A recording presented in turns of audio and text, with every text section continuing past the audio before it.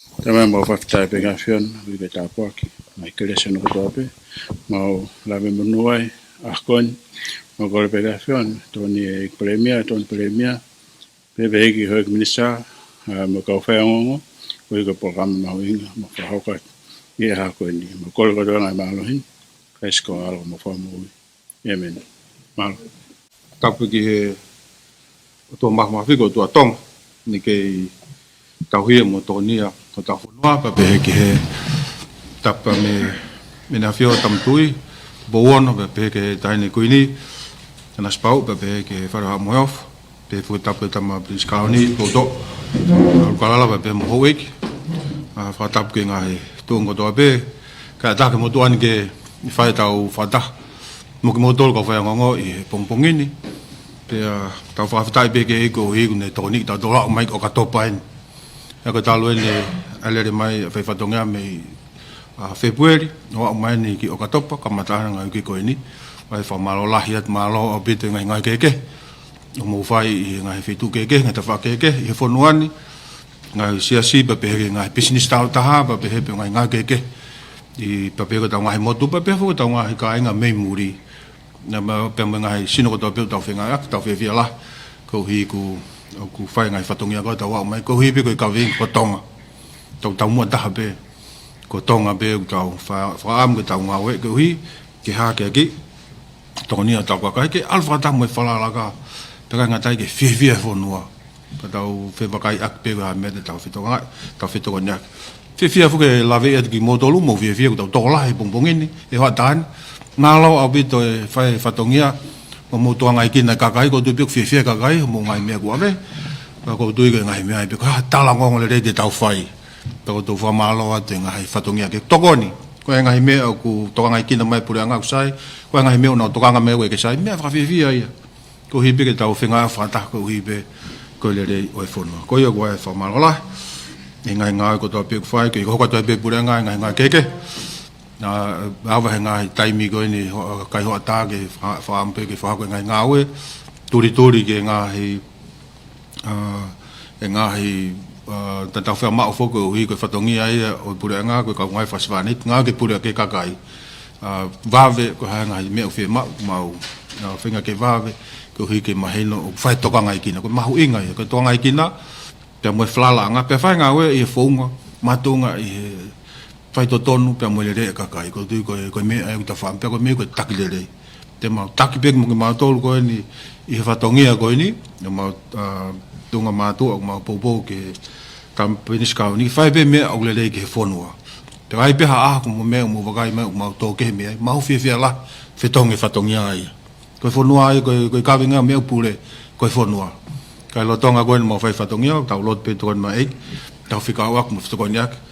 ko hi ko fatongia ko to be fogeni mai nan pe awat ke mai ka du ko li ko fatongia ko e fili fa ya ba ta tal mo no be ke kakai na ko hi ko te we fatongia ma inga ko hi ko ta ke kina ta fonua sa ko be ngai me ko fe fa ha kwat mai no ke fa be te kon ke ka toanga te ni manoa i he kamata pe me aho me o ka topa whakaske a whaago nove ma aho ia nim pa ko tuku su at pe ngai pol kalama ko tu ke ngai me ai ku tau toka ngat ke mo te ki ai to ki tai me ke tau ki wha me whakawhiwhia whakamalo ko hi ko tau whanonga mai te ni mano pasifiki ka to ki hata ai na te ni mano ko ni hi ko nuai ko tau wono noa ni mano ate ngai whanua ko tai me ko na ko te ni mano na to e foki na dolo sio me da do pe ka ke ta fa tai ke pe mo tak na fai ha mo off o kamata mai e fononga ta wa ke ha ta pole pe lo nga ko iri te ko fe ma wai pe ko ha me fa lo nga mai ka hau ko hi ke na o sa nge na ke fi ko hi ke nga ko ia ko fatongi ai ko fa ha kwat i nga me ko ia ko mai ne pe to nga pu nga ke tanu hala fi nga me ko ia ke mo ui ai ni na fai civi ai mafu ko tu na fai he weekend ko si de fa to ngwa ni o mai no wa ngai me fe mau ke ko tai mafu ia ko holo pe se te teo wa ni fe mau ke fa to kon ka na to ko du fa to kanga ki ai ke mo ui ta pe he foki ko ya ko en ko na stari na fai ho nia ai po kalama ki hono fa kamatai ai alanga waka fo'o oi ako o fate fito pe i he tui whakalotu pia mo e ngā oi ko ia i he langa ako ko tau whai ko hi ke lava mao hakakai tau tangata tonga una mao ai ngā hi lau maari e ko ia i nengo pe mai mea whakalau maa whakateni kare ka kumau inga pe whakawai ake ngā hi mea ko o totonu me meu tau mau inga ia ai e ko ngā hi mea ia e lava o whakahoko atu sa na lava ke ki le atu ki he whakataha koe ni ki he ngai whanua mamani na mau iai ka whakafonga ai ko moduan pepa pe me mista ki he ngahi whelave mo lang whalalafa ekonomika te pe me mista koe ki he ngahi mea whalot whanua ko hiko ta whake ka kai whiwhine mo ngai mea pe mo dota me ting mātol pa pe whuk pa me toko ua sketari pure pe mo e kabineti mo ngai whabure ngā pa pe whuk ke tō taka o ngā na mau tau ono pa mau bo whahoko whatongia ko ia maha koe mea lahe taha ia i he whakataha koe ni ai toka ngai kina koe whatongia whokia koe kautaha whamaa koe ni ngai whanua whatatapu ki United Nations mea tolu ku whakawhalala ke mea tolu ku tokange ulak koe langa whakalaka ko hono ua koe totone tangata ko hono tolu koe malu security koe nonga koe mo merino mamani fo i mea lahe tolu pa koe tū koe taimini mahino koe wesi hai taimini ai malu ko hi lahe tau koe ngai tau whai i ulope pa kai ngatai koe mea whai koe i Isileri he Middle East ko hoko ai ngai koe ho haa apito ki ai koe ngai whanua be ia u tonga whenga unau whi kovi aki pena doli Afrika koe ngai whanua koe ia koe mea lahe iu whai ho haa ke koe hi i he tahiwa whani mana i whotua e koe kautaha koe ni whatataha mamani ai koe me ospe taulaha noa ke ua toi hoko hatau ta koe ni o tau toi au mai ke taimin o kei palapare mo whai pore lahi ia ke whai ai whinga te puke pe merino koe ngai whanua i mamani ko mea koe ni ke totona tangatau mahe no lere pe ngai mea koe ia toa ngai kina ua taha e te neongo whai laka whalalaka e peha ni hia o tuku ia koe ke nau kau inasi i lang whalalaka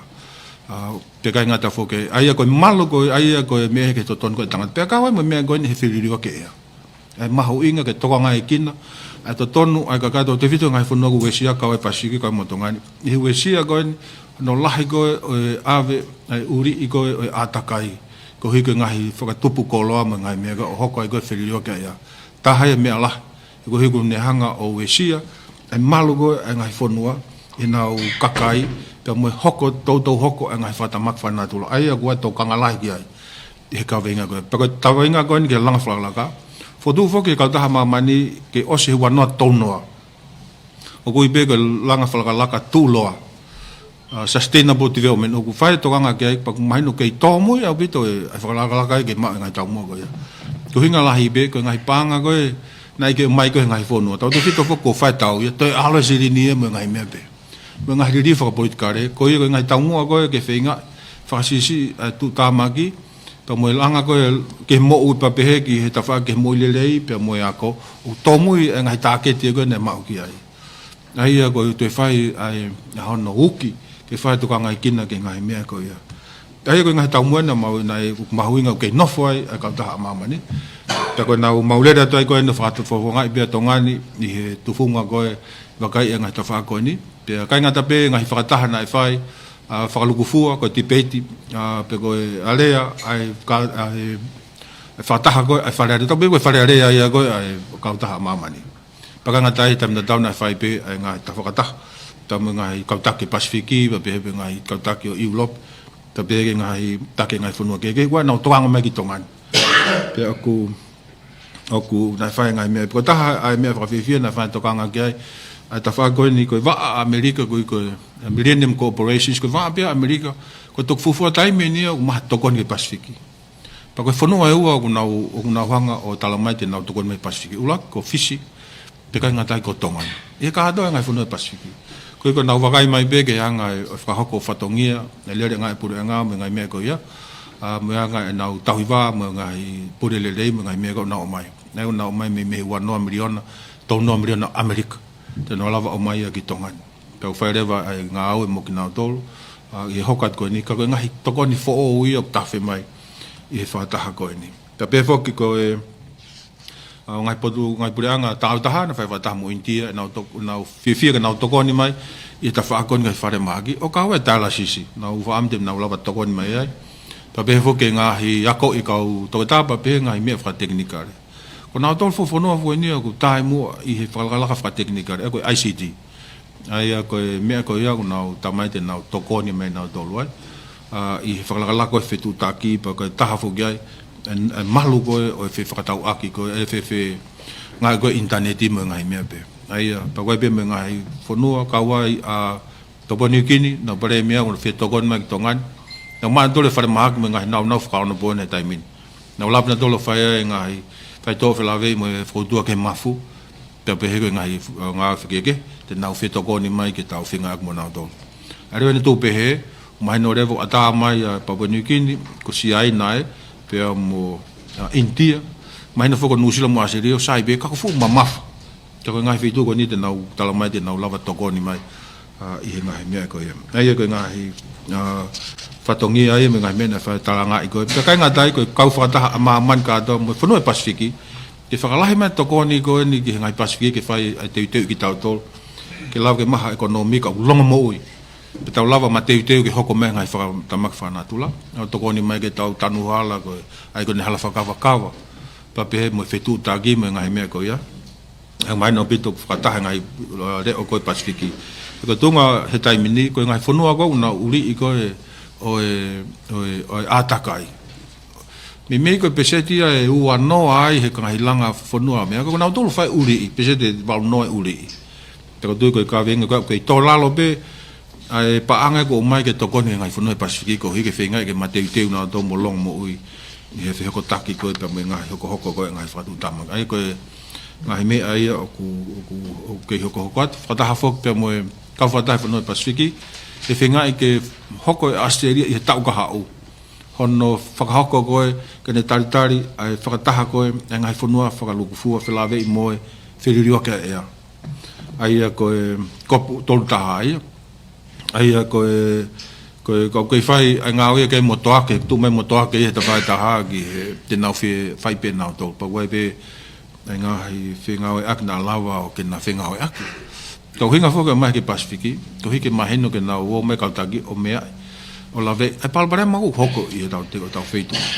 ai ko taha ia ai ka venga la ta kainga ta foga ke o haka pe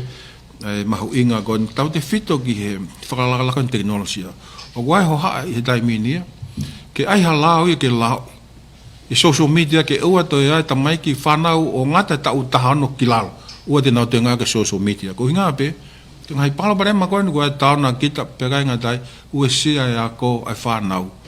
ko hiko no ngā ki ko social media mo ngai whakamana mana mo ngai pooling mo ngai mea pe ko au be foko more mo ui tauna kita e to ko ka Australia de nau kamata I di sem foto na lao ki ai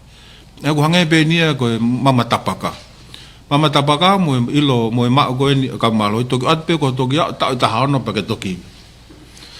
la wat ka ko hange ko license ni whakaori ai ok pe o taimi ko ke lalo ta ko ya o ke mal pe ma do mo laoi to kia to taha koe kano tau taha ono tau pe ne ma tu o tu a whiunga ke ne whātu tu ni tau moia ka te lawa rewa o te whātu tu ni ke ne mo ui he kahau waha taimi koe pau ke tau toko ni ipe mo tala pe koe mea usai mo mea kovi e ko tui ko tahi a lao te mau wakai ki a ia te whai moia ki tongan ko hui ko ne wesia koe I he whanau I he kahau pau tau wha amuia koe malu I kahau ua hanga he whakalala koe ni o wesia ai kahau tau te fito ki he tau whanau. Kai ke aia koe ngahi me aia o ku mau pia me whataha koe ni, mo tū whakalukfua, pe kai ngatai koe anga ke alu ke he kahau. Ko tui he koe kahau, o ku tui I ngai whataha koe ni, pa mo ngai whataha me ngai whitu keke, ngai whanua pe I ulope, ua nau tokanga mai ke Pasifiki, pe kau e ki tongan, ko tui toko ni, he tau whengau e aku whawapule nga, pia mo maman lahi. Ko ia koe ngahi mea pe ko whaam ke o hak, na pe whaka mo e minista tak mama ai tonga ai me whalot whanua, tonga I kina ke ngahi to tonu ai tau tupu, pa pe ke mea hui whawhinena na wai pe ngai ka wenga mi ai, o na toka ngai kina pe ai ngai mea ko ia. Sai maha koe ngahi mea lalahi pe ia o ku fi lava ke ka tu ka leva ki he tu kon premia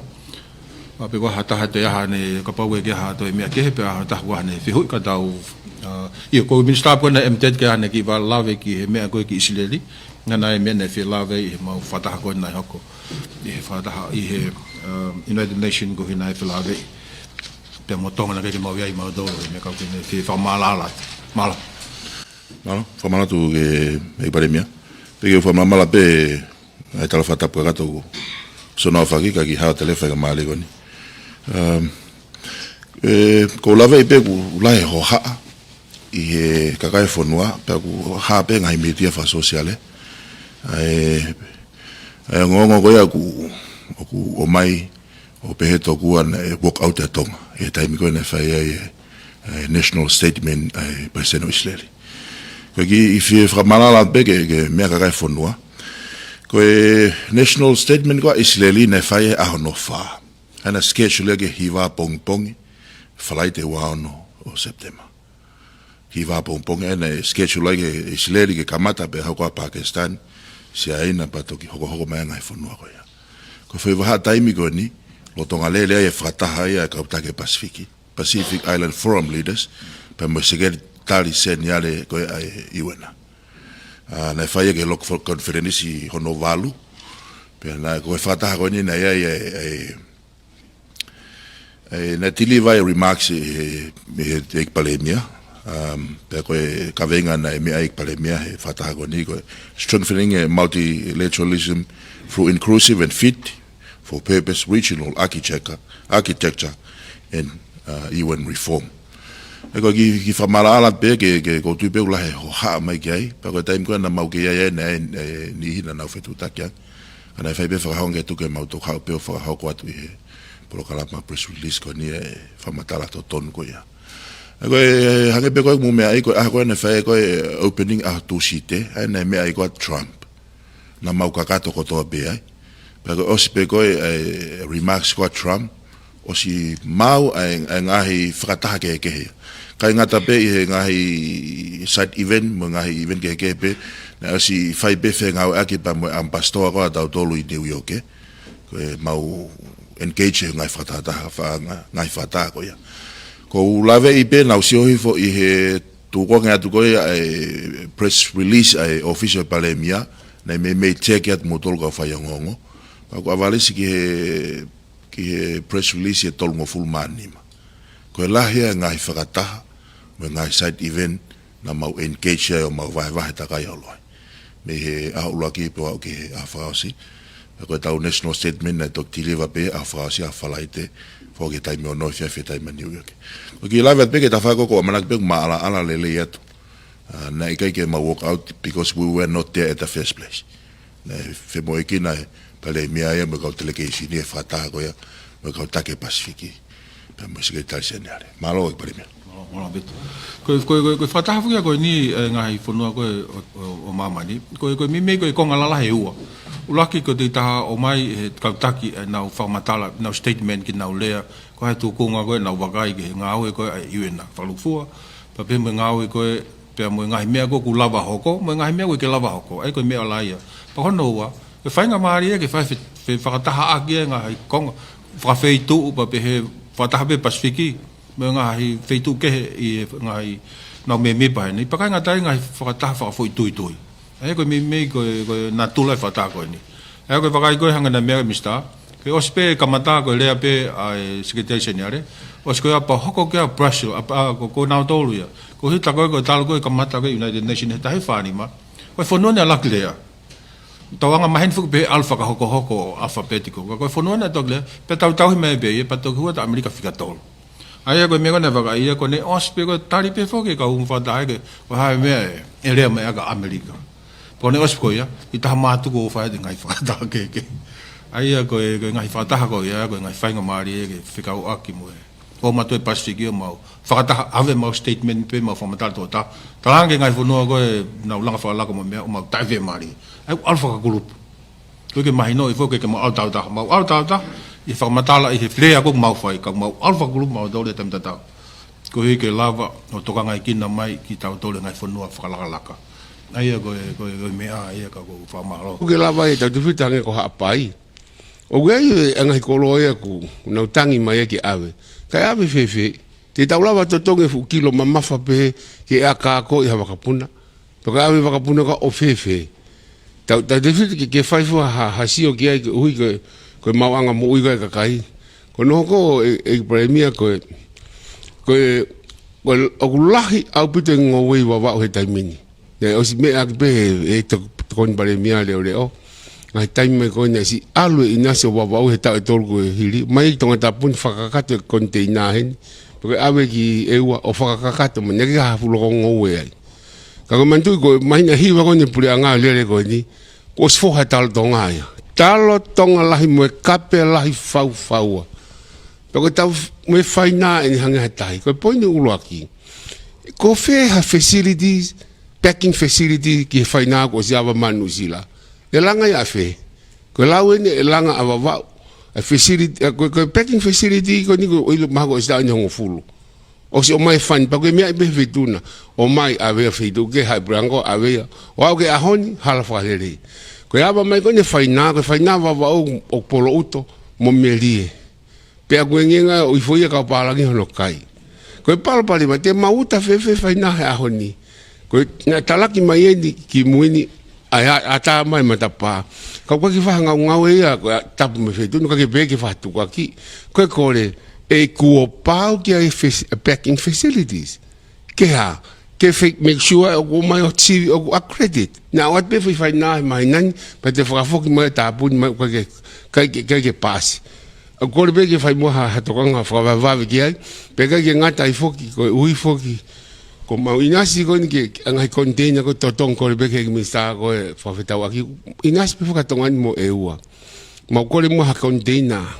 Aise e ua noa ke utai ma o sifai estimate ke ngowe ko o sifoha. Peka pai mai beha ki hongo fulu. Tau ki kamatai. Ke totong he pule anga. Kasi la whakauta ki Amerika ko Nusila he flat ya marketi Nusila. Pe ai ang puma mo facility ko ki he packing facility ki he kava. Ko neto e tamini ke maula mo to market to apuranga ha market to uloa. Ko marketing maulele ai ko si lele mai pe mo i pe si ka ngowe. Fe ma o ke tau ki to ki atunga o accredit anga he ngawe ko no ma foka hoko pe foka papa o ku lawat. Ka ke ko te ki ngata ko ma he ko le beni me vai funu wa homo to ko ni ke ki time fai ngata ko ni o ku lahi ai ngowe he tami me tofo o hange ko na o haki pe ki mua ko te puna pe va puna chef ki lalo tofa be me muilongo apo tau ke fu feitu ko he ngowe e kakai he teke a ngowe ko ki na fa amu ki si uta ki muri ko le pe me feu i ko atu malo bedo fa fonga kan ka tonga ko e kai ko epic sai ke tau whakataha. Kan tonga mo 1.1 FM itu kakai. Ko ia. Malo, oi doa. Ko epic tau ki whakataha nge. Ko hike tau pakai ange pe ko hai lahi ngowe. Ko hina ora nge pe ko hike whapapau ko hai lahi. Mo taimi alu ko hina e wha me pe ki mua. Pe o se tu pe kamata pe pa osia.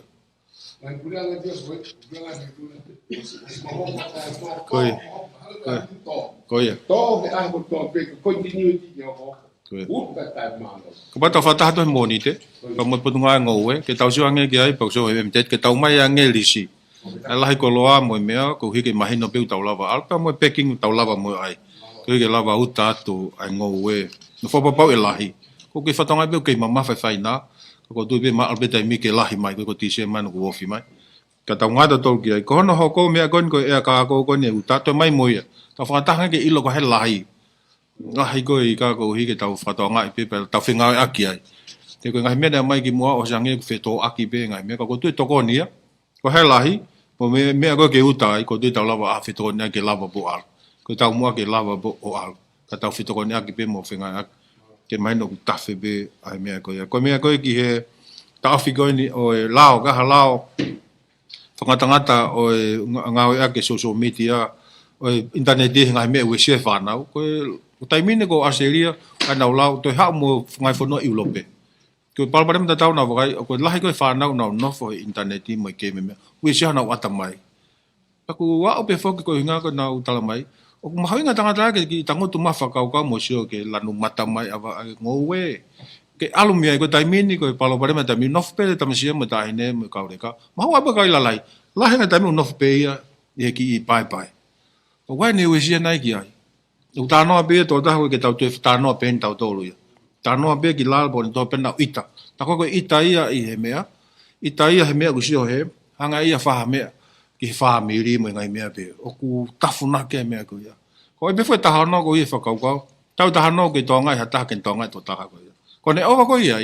o si ilo e mea ke fai ko mea ko lao fa ka ilo ia mo mea ka ku ke mea mai fo ko kau tonga ia ko tu ko mo ni he ki olunga ko fa ia to mea ia mea ko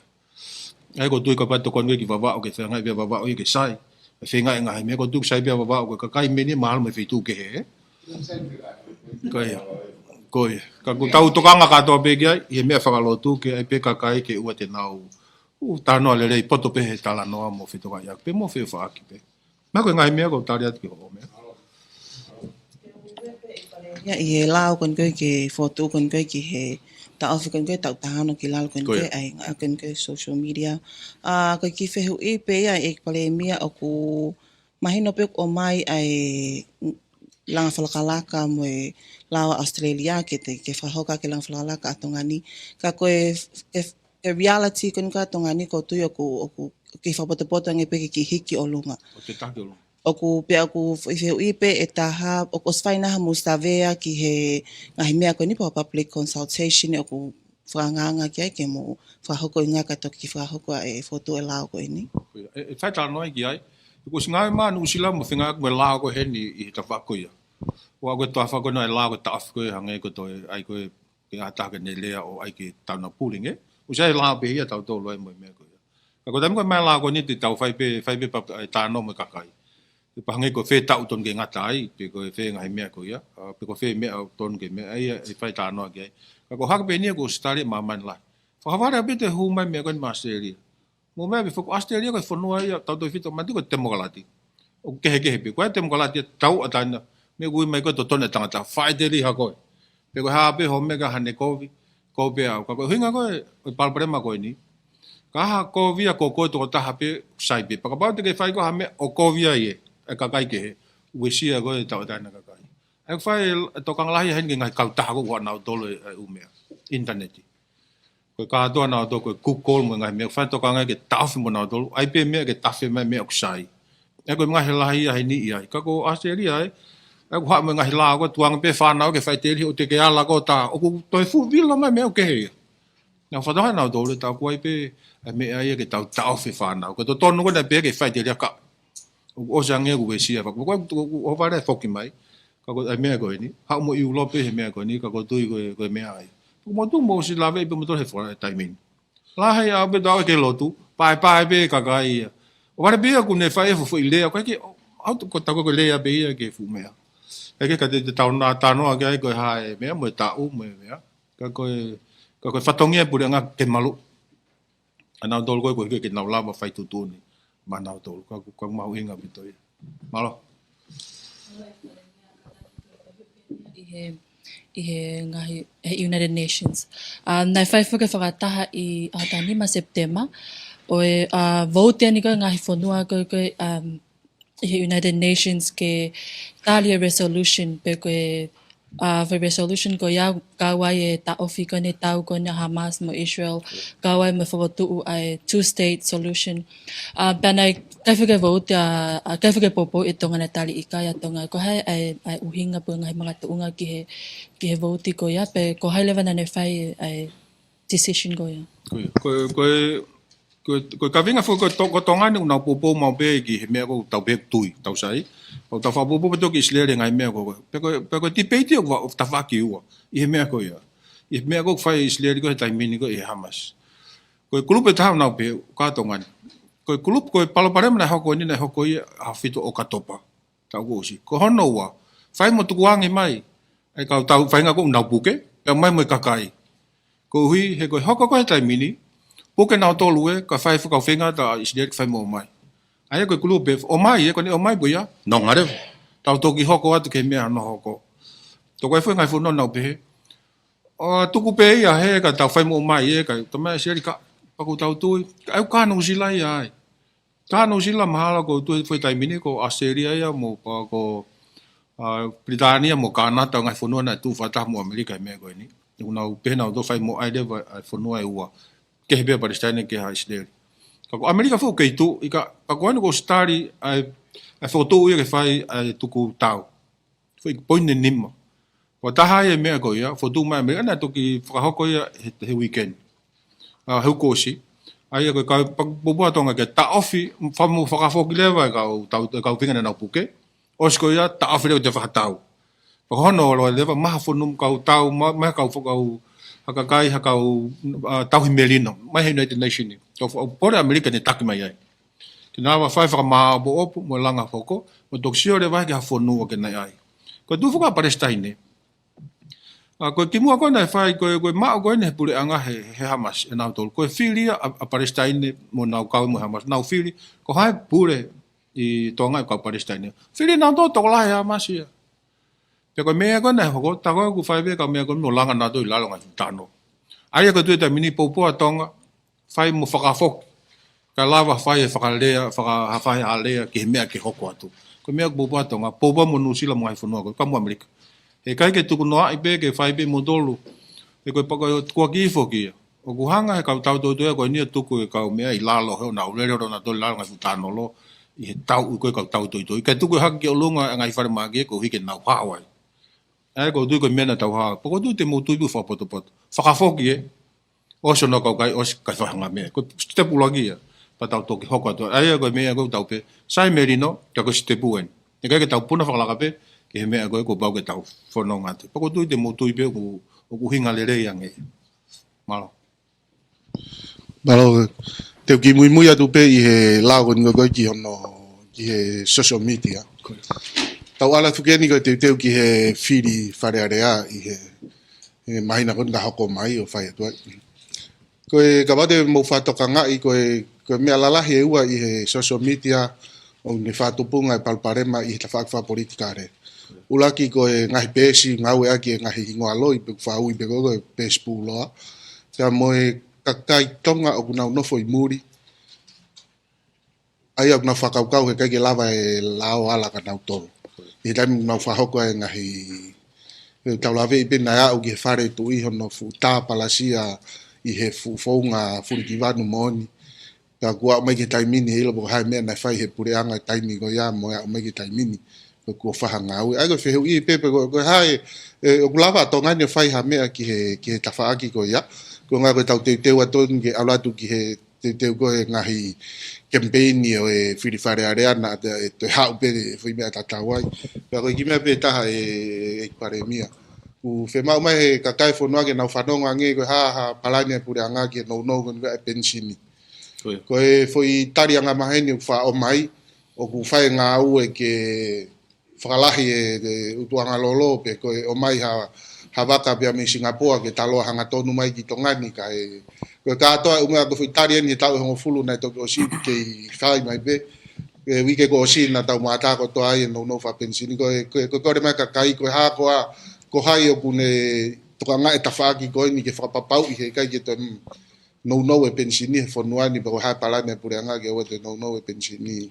malo toki ai pe ha whalahi mai he mista koe na ki he tonga e langa whaelaka ekonomika. Na swai pe ai whemea ki ai mo tāno mista, e ulewa ma whataha pia mo e kautaha koe na to mai lolo ukahau. Ki ma whapapai mo kuna tolu, kai whuke ai rea pau. E ka paha ke nau ke lawa, ta awhi lea pau ia ka ahmea kehi. E koe mea te mau whahe au, ko hui koe ke mau te loto, ke te hoko hoko te mea, ka pau waha mea o mau whe maino aki ai, mau whe lotoi koe mea ai, pau ke nau whai ki ai. Ka pau koe ke mau whakamalohi, ko pau ke ai mua nau mea whakalahi, ke ua toi hoko ai. Ai ko me te mau whai hokau, mau pe o se unga. Te mau whai rewa mea koe mau whi mana kere mona tolu i hukau. I he mea koe ni. Ko mea koe ni ki he ngahi mea hoko i he meitia. Mai no pe whoko, koe laa whoko e whonua ne utapu ke lau i kovi. O ka koe toki hopo pe ko pau ke au mai ki hen. Ki hen. Ai koe mea whoko whai toka ngai koe no lau e meitia. Ai mea koe ni koe he social media. E koe tau atahe na pe toko taha. Pag mahina ko ngahi mea koe ni ngu fua pe fokia ko mea e kau taha koha nau tole mea. Ku kolo mea ko ia. ko hai to ta te ke ngai aki o ku hoko foki ta mai ko hingo ke ka ke ha ko fok pe ke consensus te fe ai are va ko me ko mahalo na lava pe ko ha ta vai nga me fai ke fai nga pe he ka ure me fuk na do me muri e me ko ta lotu pe mo kore ka kai ofa mai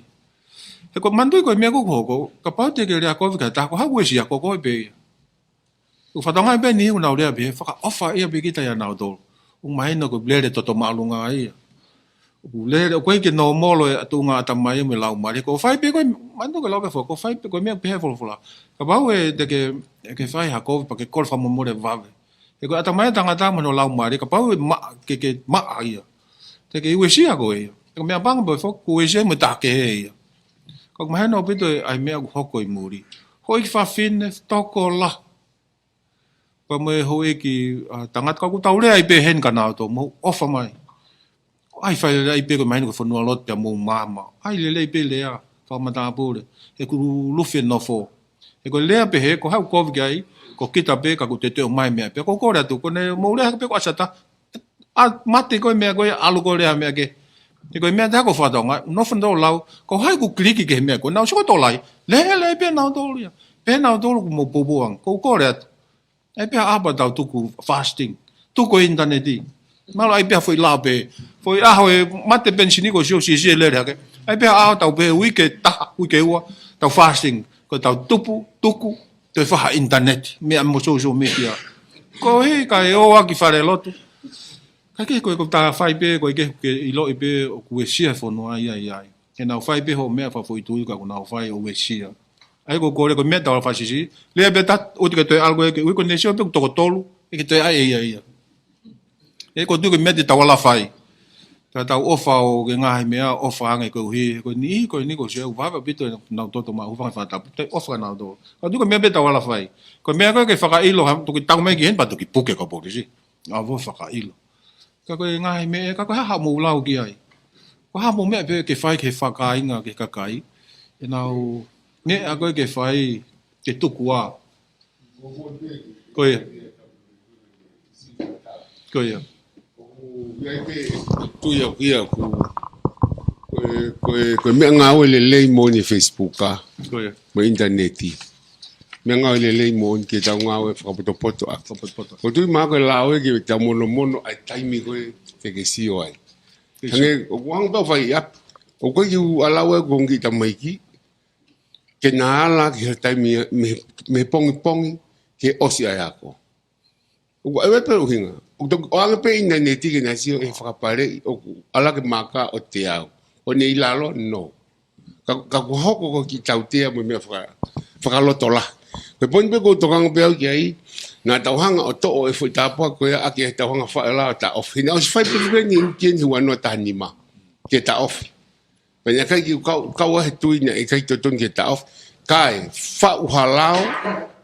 pea ko tau tolo tau pure ia ko va ko he meteki a communication ai ke fefeka va ko ia o te ke fefeka fe unga ia ke alo I lo tumu o polo uto ai anga e te ngawe ke te lava o huki ai o fai ngawe ko ia tau fa fefeka pe ta tole lao kai tuang be mua ke lava o talano ile le pe lava pe ngai matua o mapure ta mo ka ngai kautaki lo tu ke kore e na tokoni e u fale lo tu e nia o ku vetra ospe malanga atu ngai ta mo fai tai mai ngai fale lo tu kon ko ata sespeta me ka toa o hulu mai fuke ngai me camera tol ka pa malanga ave mo me atu ngai fili matua e feta kai mai fai fe ka o atu ngai ai kage ko wa fe ba ki afe ki ai ka ko wa pe ke pensini ya ke me ka ne nai ko ke ja ko isi ma hu ngai ka ko poini ko tu ko contract ko ne at ngai ka ta ko ni ne fa ko ya e pulang fa fisi ko le mo pe la o mai hata tau ai un contract ki o pe te tau nga ta fo ko cancel tau si ko fe time o go si ai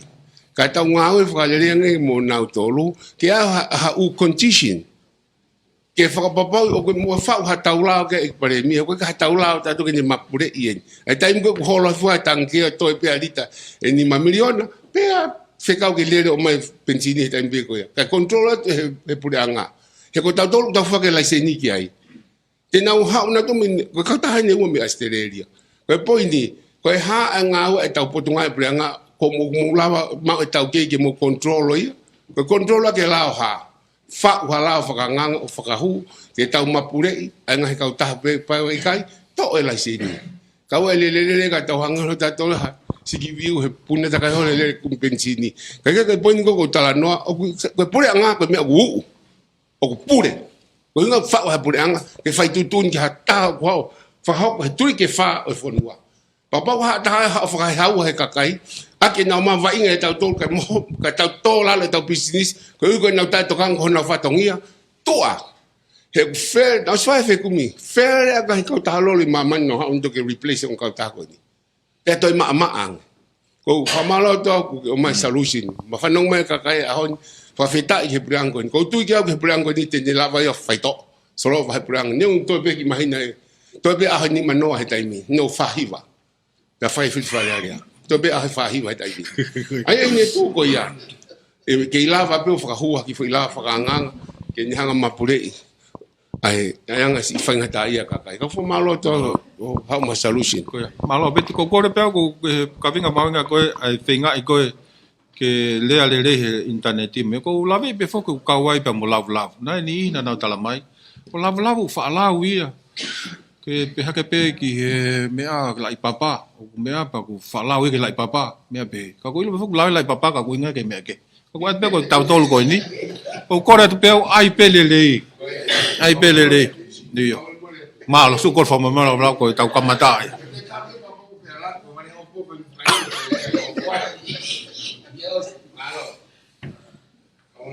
malo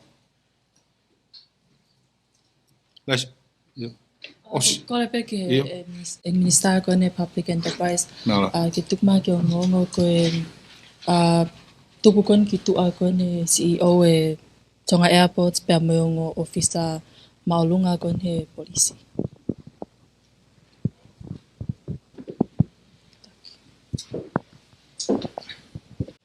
Yo kole de bege hu fanga te be fatapu. Kau fanga malo te be. Koe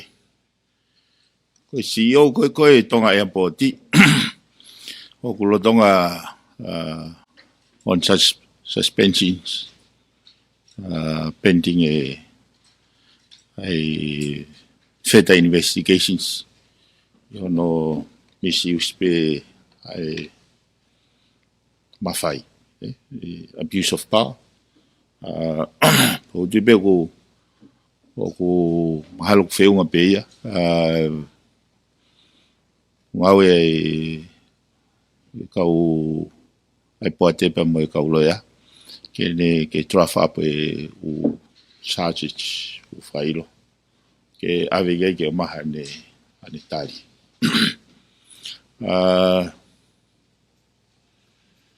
Koe ongo police malunga ko na whakao ko mai me police commissioner.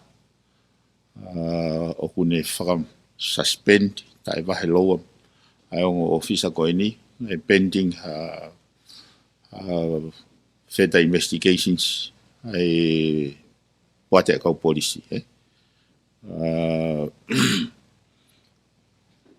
mahal ko fanki issue whaka discipline whaka polisi pe o ku tupunga no ene ngau kai tafo ke me nei oangi ki attention ai police commissioner ai ngai me kon asi holo ko he media ai abuse kau polisi kau popula ko ni i kolo he fangi me ko ia ko kontak ke kau polisi he na nau apia he ngai fo mawanga ko ha ke police commissioner ta fo ke fatongia na wang police commissioner ke ne e foi temi ko ni ko ne hokoi ko police commissioner ke ne teu ia ha ta tonga ke ne take over a fatongia ko ia he ose ne temi porque con aya ene feinga que ne establish ai fahinga standard for police que taim go ma va he u lava he police tonga o o whakahoko whalere na whatongia. Mahalo ia. Me whapalaki whetuna ki me sa polisi koe. Kula pena ui koni ko ki me koni ko kau ki CEO koni pekpule ngesi koe ko utui pe ko hame ain maha whelawe me ATSA. Pe ko ha pakotui pe ko uhinga konga e taha i siu. Koe poini ko whe o hake o ko pou pe se te te awa uia ke whakakua ko mahe pure anga. Aini ko mu whakakua. Ko swaya ko meka me miliona kumau he ATSA he tau. Ko fika ko malunga taha ko Nusila e New Zealand fit me fit waluhiva me whaafe ni mangiau i he foi tau mai taha. Ko sanga fika make me e Fiji me Qantas pe ka pau lere Airbus o hauia o te fanat. O swaya ko meka kai hono miliona i he tau. Ko fa malo to ya egmisa ho me mai pa hanga o fotutu me ko ni ke fu 1 million na kono ko fika e tai o ha o tau ka pa e foki mai ki he o si e te ne lava to ko ni lai ke pa nga lai tu ko e kakai pe ka de ke to tafe imagine pe ke tau ngai ko ownership ko shareholder to ko tolu mo ngai ka ta ko imagine pe ka te moi o te imagine pe au ke te e na ulitaki mai ke mo contract i mo finga koe kau ngāue ke nofo, koe mea ngāue, pia mo se holta mo totongi ke totongi o mo whatau e pisinisi, mani pe ka au ia. Ka ko popo at pia ia i he tuu o ke tuu maka tuu ai, ka ko uhinga pe o hake, o kauen i ha whakakau le rei taha. Ke mea pe o koe ke kovi ai whakakau o mai. Ka koe mea pe ko toka ngāue ki aia i he ngai whongonu mo wilitaki ki ai he mo ofa muto he kakai. Ka pai mea ka kai ono miliona unau tānaki i he tau, at least, kai ke kawa wawau, ka sesti ka koni te konga piki ma wawau. Ka ko wawau puna mai kia he monitu sit puliruto pulu falaite, takonaki hu hau to oua ia. Pa kutoi whau atu mo wawau. Kai ke ko pe ko labea ki ai. Sai pe labrab ko whi whatonton pe, koe makatu onga, koe whaitutoni ki he ngāue ai tonga ia po ti mo ATSA nei kai ko ha analyze of ka commerciale nai mga tunga be he time nai o mai minister policy ki malmalo e motuan nai o mai he issue national security ko e fekau go me he taloni ke whakamuo a kau policy he ngau go ni ke whakangata ai ko foi whakarea ke whakangata ai fehu whaki holo aki ai trucks. Ako ko ngai ai ngahi mesa nei fotutu he putunga polisi ke rak whakatoka ngai ai porta security. Pea koe taimua nei rak o mai ai koe ke whakatuuta mai wakapuna ke ne ave mahaki. Pea mahi noia he mauwhingawe aki o kai kia mahaki. Na ne race level concern he porta security. Taim koe na whakaike eke ai ki he public enterprise a Fisi, public enterprise a Hamoa, na whakahoko mai koe whatongia koe ground handling na whai beia he state-owned enterprise. Ai na whehu ia lewa as to why the tauha haka hake pe tau tolo o whakalelea i he private sector. Ai foi whatongia mahu inga i he dimension ko ia he. Panai uhi ngai ai whakatutu. Nei kai au pito ke u toi whakawhihu ia uia ke koe high financial gain mo.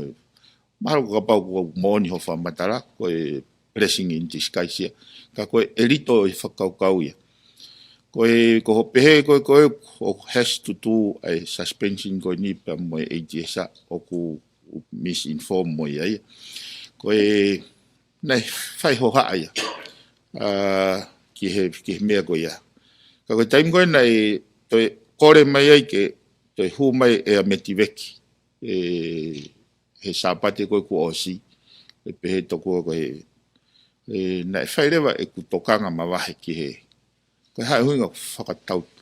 tō ohi ai. Mo whakatau tō mui ai. Ki he whekau koe ni.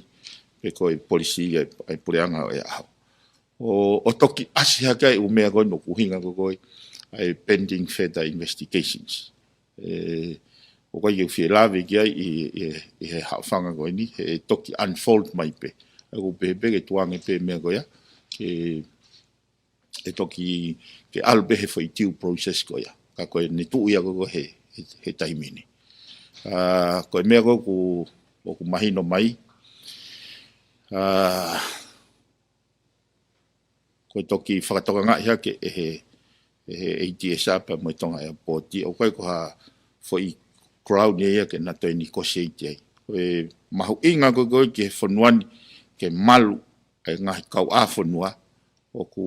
whakamoa ai he pureanga e au ai koe uhinga ia e peo whairewa ngā ue e hangena e fusiaki holo he mea ngā ue ka koe whihu i koe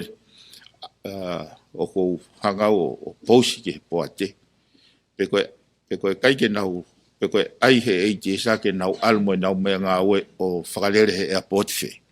e saiang ke nau negotiate he kai ke nau o mai bena tolo dictate te emi kau pau ke nau negotiate ina scenario o kai ke lava unlock mea ko ya o ki ai pesirine tonga airport ke nau acquire mea ngā ue ka whai mo move on koe ka mea ke tāloni koe mahina ne valo e nau tangu te whai negotiation te ipolo ko ya mai te kai ke ka koe ngā ue o hokat kia. Malo misa, e pa me ko ki feu benia e ua pa o tu pa feu. Ko ko benia me si market ko i wa o. Pa ko tu na o si wak pen ke e misa ko e o tu tulu e market ko i wa o. O si fanga ta ia si ka o ngai fa e. Una wai na ngai ma me fa me a. Ko ke o popo o lunga. Pa ko ngai wa la lahi ai. O ko le hafang mali branco ni kay nauhanga mo fiction e kon ung lagi fa offer ngai fa e wai na ngai tala loto o na fa hoko o fa offer di tem de fanong ye kon no wa premier ko o acteur ici ko ni o ke me sta ko me fa pa la e premier o ikai ke tui ki hono canceli ai lunch ko a fa na wa ko i wa o ko point fa la ko watu o fomule yang yau e kulawe ke ni tado la ko tamsi ako i wa o alu heo e valu ki apia tuku atu ai be ale matua pe na tok piki fa ko poini pe ko hai o fa tongi aki fa data we lao e tam tuku atu ki apia tado vide ngai apia o ba ke ta tu he lotova alu ngai na o sila ngai fa na wak me ngai kol ke o fa off ko poini kai ho atau ke lava foki ko point whakalao beheng o ikai te tui o whakalao a ngau e potunga ya ko e vai funua wa ke nau ta ofi kai ho ata he ko uhinga ko lao beheng ko tango ke drop o ke afini mai fa ya ko me pule ko fa data mo lao ai me te ke fafanga ai me den whakateneinu ai me e tohi te ke ako yak mele soni o ke lao ia sai kapale wa ke hanga pe ko fafanga ai pa ke tamai ko fatongi fa tamai mo fa ai ke tamai mo fa ai ki mo he valu mo o si fa ke tamai ko la to he guloka ngai apia ko tapu ke huata nasi mo de ka asia ta ko lao ga gula fa mama ni lahi ta foki convention ki ako mo mama ni lahi a responsibility o hapurianga ke netonga e time watu hafana wa ko imaman ka to ko hinga rancha maman ka to he ko lao na ta ale apa ki mo maman ka to ko poni e premi ben e fa pa mo ko le bakai yang mu asi wa pa ke longa ma apa ia mo tonga tapun sai bia o mai ki toenga he ko ki toenga ko ni ki tisema mai mo ki ai mau ki apa ki wa o ko ki lahi ko ki hinga ta ki wa tahan no vai tahani ma ta fa ka toa o mai ki toenga pacheti he putunga ko o te fa foki atu ki na fa mama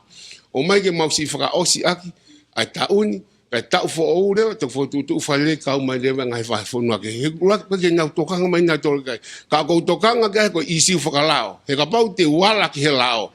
o ava judicial review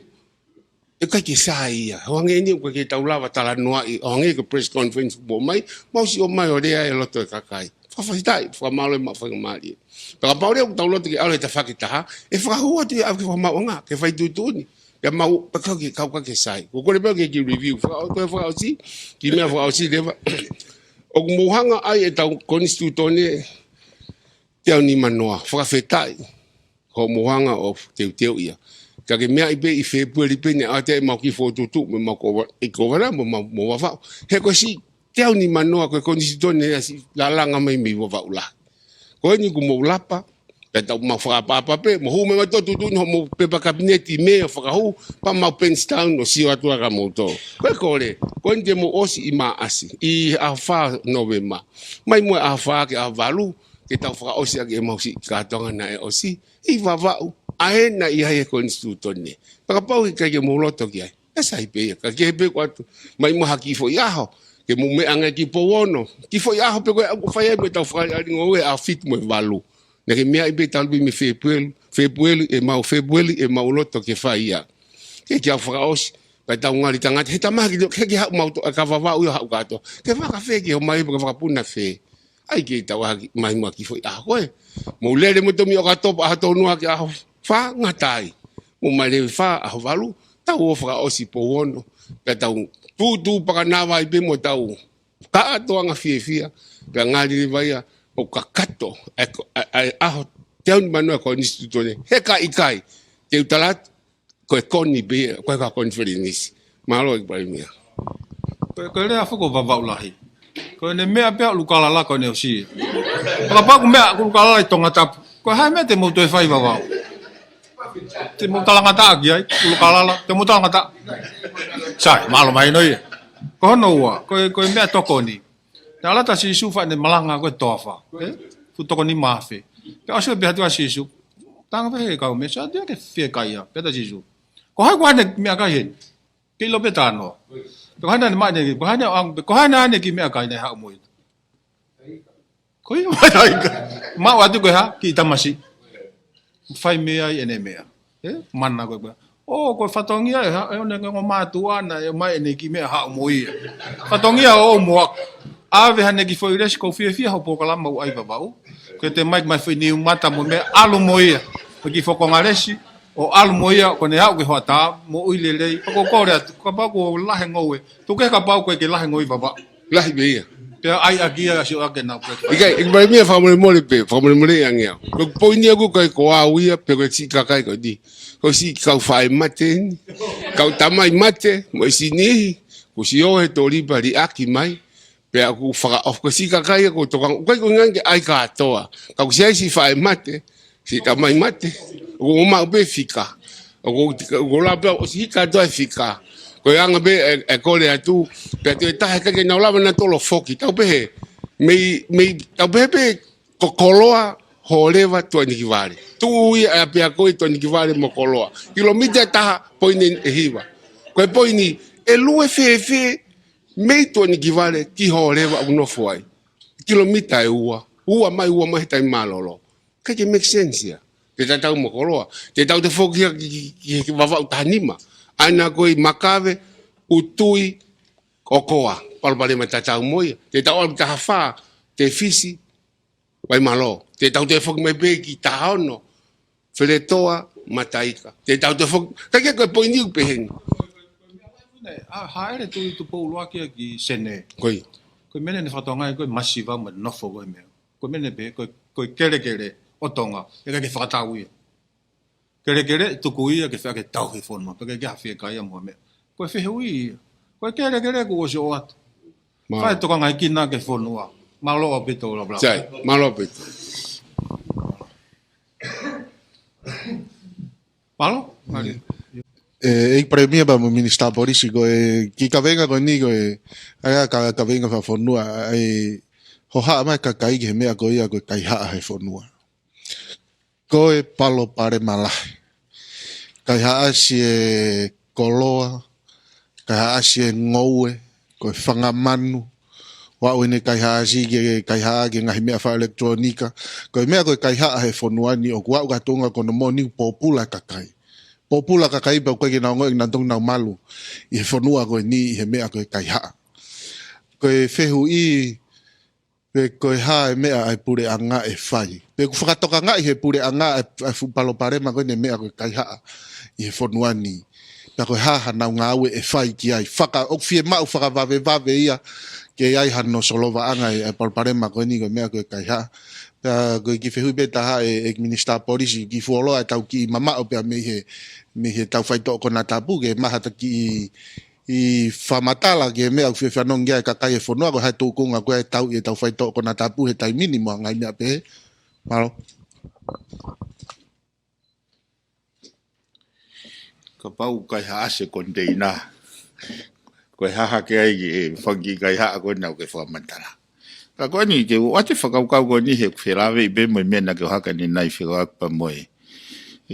issue ko he Facebook ka. O ku mahu inga ke tau hanga whatoa ngai. Koe uhinga eksise u mea koe ahe action o mea o mo oni ange.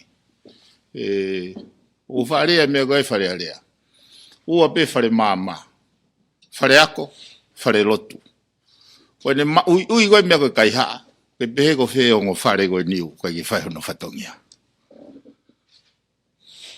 O ku mahu inga ke tau whatoa ngai. Koe mea koe toa pe. He koe ne alu pe lao lahi pa mahino le wau. Tō lalo whakamolare society. Ka ko whewhi tu e whai tō ai. O whare māmā pe.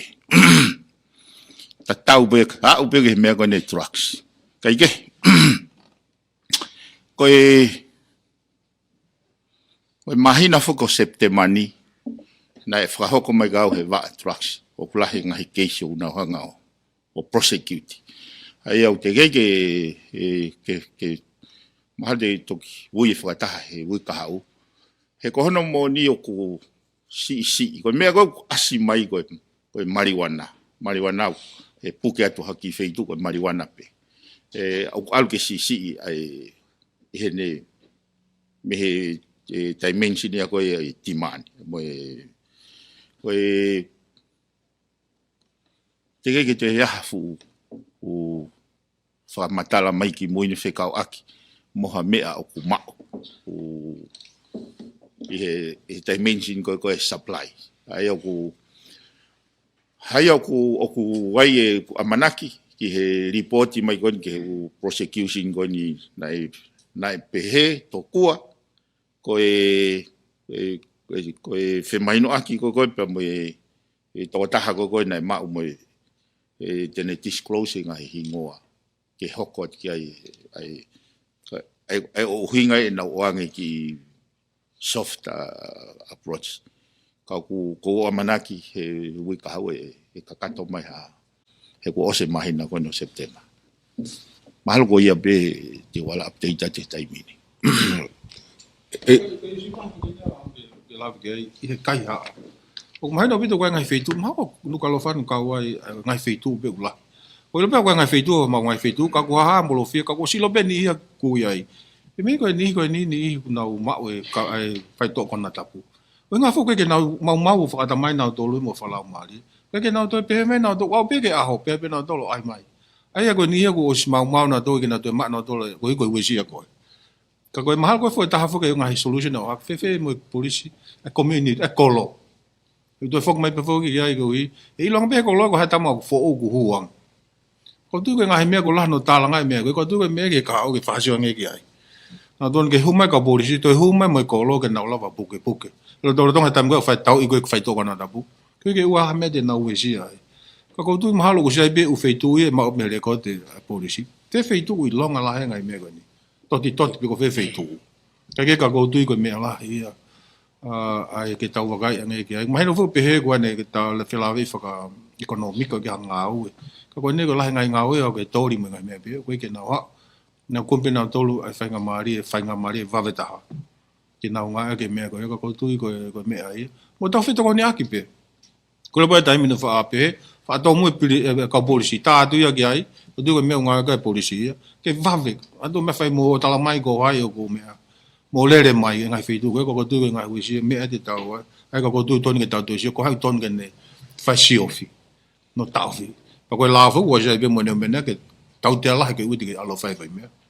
ko tu ko me fa tau tu si to ke ai ko ha me ke la ba o ve te ke ka ko ha me na pe ai ka kai malo Para mí ki to no pe ko ka ko ni pal malai mo i wa anya o hake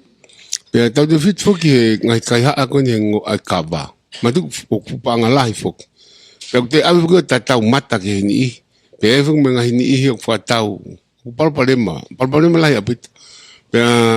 ko hat pe me ko ni pe lava nai isiaina e sia ka ato wakai o sia u camera ka ato e ngai u mga hala. Ko tu ka tau i kon fai to kon ta pu simple, very simple. Ko tau hanga invest ngai me fai ta he turi ke hala ko to pe ko to pe i tonga tapuni pe mo wa. Ko ngai program mai ngai puranga mai ko na no pita mai no pe no ko alofa. Ika hiki o alu ke ngai fito wa ki uta. Pe te tau pick up pe fo to mi satellite. Ko alu fa kala kai. Te tau lava ilo ano to fusi ke ofiang tau lava to ilo ko hanya ni fai ka ya ko ya. E taimin tau lava to solo ba. Ko pale ma ke hange ave ka polisi o train po hai polisi fa kolo e foki pe tau nga ngai mea fa teknologia tene solo ngawe ko ni o swai he waste authority he taimin mai na fangi camera ke ngai fitu la ko nga veve o tu i o lunga e camera panga fangia ni manoa ke camera ta o tu u holo ai o ma wa hi ko we ma ka to pe ka linga veve e taimin ai ko tu ko ki fo investment ni e fa ka si o pranga fo o ka ki fo o si be ki premier ko ki ko dat pe ya wai mau ki onki mahaki ua me wa na si kore ke mista oi te fo ke ave ha mahaki me wa ke si ave ki sai na pe ko ona si no fo pe mo una loto pe ne ya a o ya fe mai pe a wai na to ko ba ko si pe ki eta na to ko si te ni mautan na si o mai be me wa ken pe me pango na to mui ko ma ka do kansa no sino o stan no de ne e ba e un fulu to ki ua to ngo ua ma ko le e ofa mai mi sta moi pe lawa o ma fa mari ke si mo ui yo si ave pe ka kai malunga i tonga ni o puna me fu ka puna ave ka kai malunga ke no pere ko le e ai ko yo ne o si o pe ki tal mai o tiga ki me mai minista to fora to mu to e fok mai mi wa ko si me ai ba o spend pa mai hingoa ko fe tu tako ke minista ko i ke to ko io fa feta e ko te vita tu ala pe mo Olivia afu na ta fata pe ni afu te ko sai pe to ko mo ni singalo e te au malo fa feta malo ko ye pe malo pit ma fa ngari malo pito ia na bla sa me fe me ta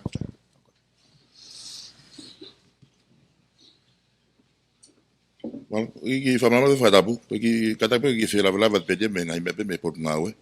Ku ma nga ke fa to ha to ma ke ke. Ko ula ki pe ko market access fo ku e pot ngawe motuan. Pe ko biosecurity ko ke ngowe ku e pot ngawe ngowe. O ko sfra ata mai lo se ke te hokatu hono ave kili ko ki Australia.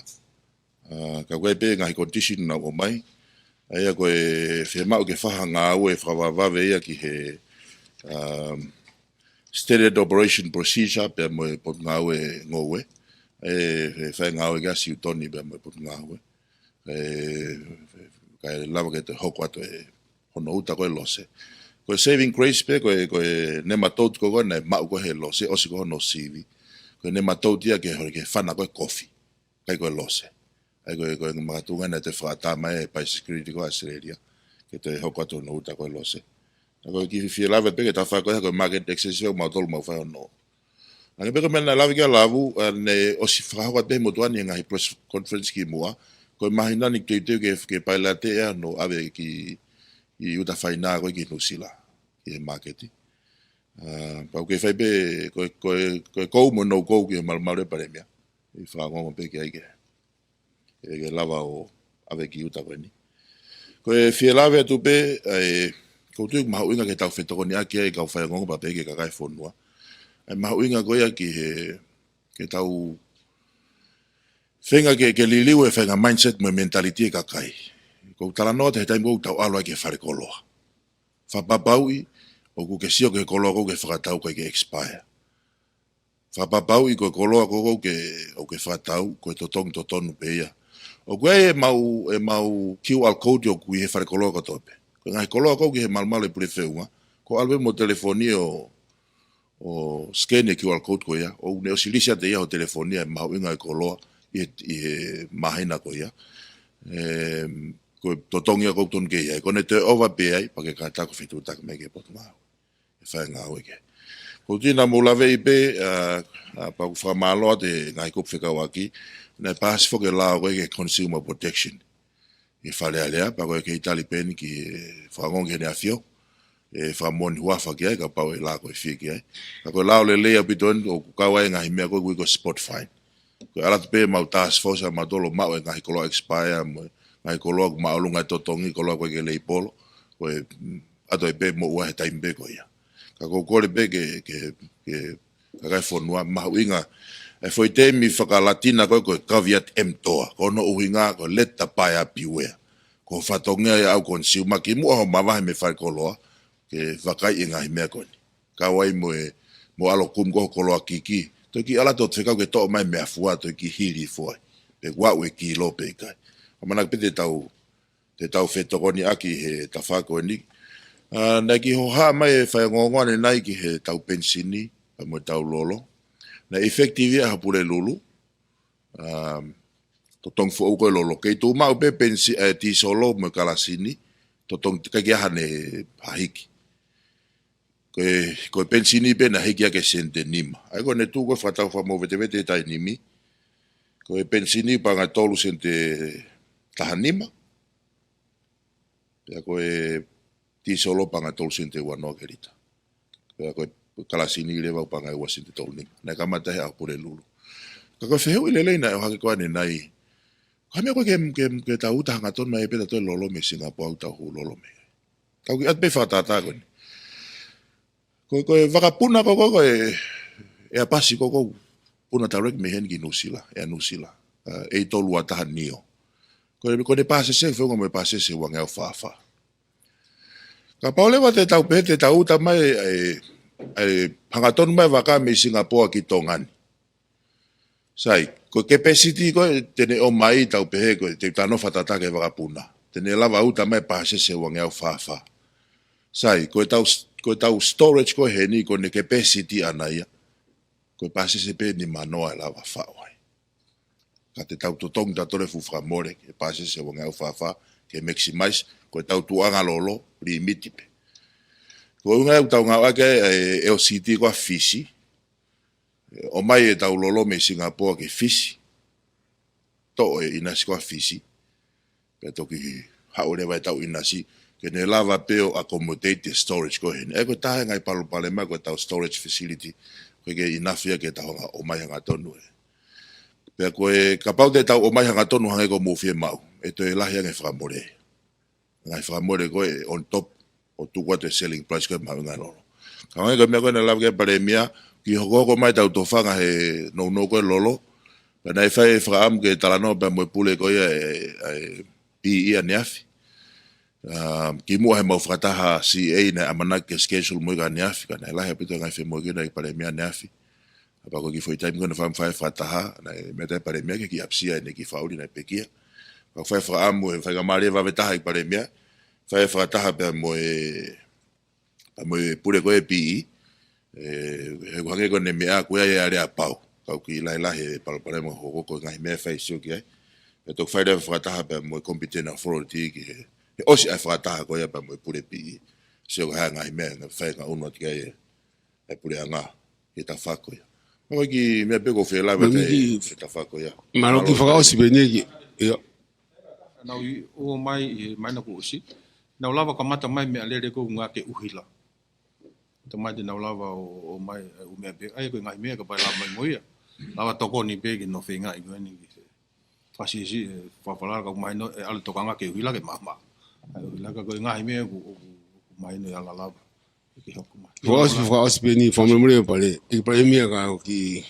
katung fuyo mai mama o me toke lau whamre mure yang iau. Ko ki uraki pe ko ki lava pe ke po pe ke mensagem ne me ko ne me ma ki ka ko tu fa ka ia ko ana fa ka ke tau hanga recruitment mo ngai fonua ke fo mai niwe ha i Cook Island to ya me ki tongan te ta me lava ka va kata ke ko kana ki fo pe ko sfai pe ki homework kai ka ko tu time ke to ko atu ka ko ki me fa o si pe hen e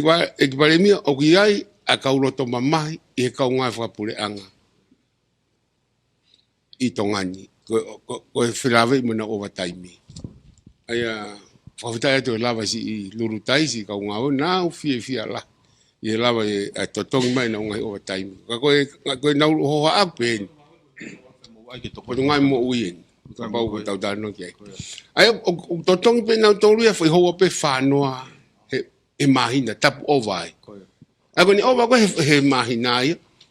Pe a taria ke te whokia ke PSP. Ke PSC. Whok me ki ai. O nau lere na toi mahina ua ke he tolu. Hono toi vet for all mono assess. Pe a whok me whoko ia o si momoko ia. Paka matu fok toko si e kau ngā he te mini whare mahaki. Paka taimi ko o ku tapol sifi ai hataha. O ne tapol sifi ko ia e ngā ia hoko e fo sifi e taha, he funga e fo sifi e taha, hoa e taha ono. Paka pa e hu to ua maha fo tapol sifi he wike e hare vai. Ta taha ia o la vai he, ka e tari he. E ko loto mamahi upeheni.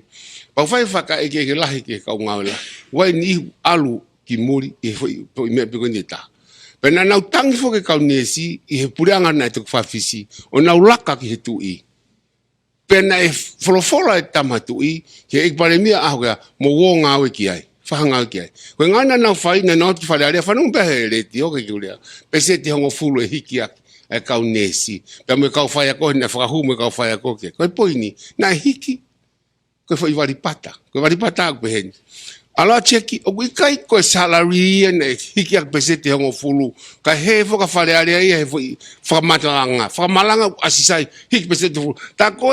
duty allowance ne hu ia ki ai ko ta misliti ka ngoi fo plenga ko poini ai mo o totong si na mea pe ai na wa he fo ton no te tu wa fio I tamatui ai men e fai ka na tolu talat ke hiki pesete hongo fulu o se fe mai no aki ai o ia ave ki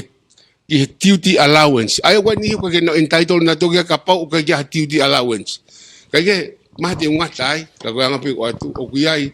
pe fair me te tax. Ai pe ke tale ka tu fa se palemia. O to fatonga ya ke palemia ta ko fatongi to tonweni ke bata pure ko no la la. Ke fayongo. O kore ta o te mo fili ala lavu fare area fili ke hoko ko fai ngo he ne whakatoka nga mea ke ne whakatondone whakare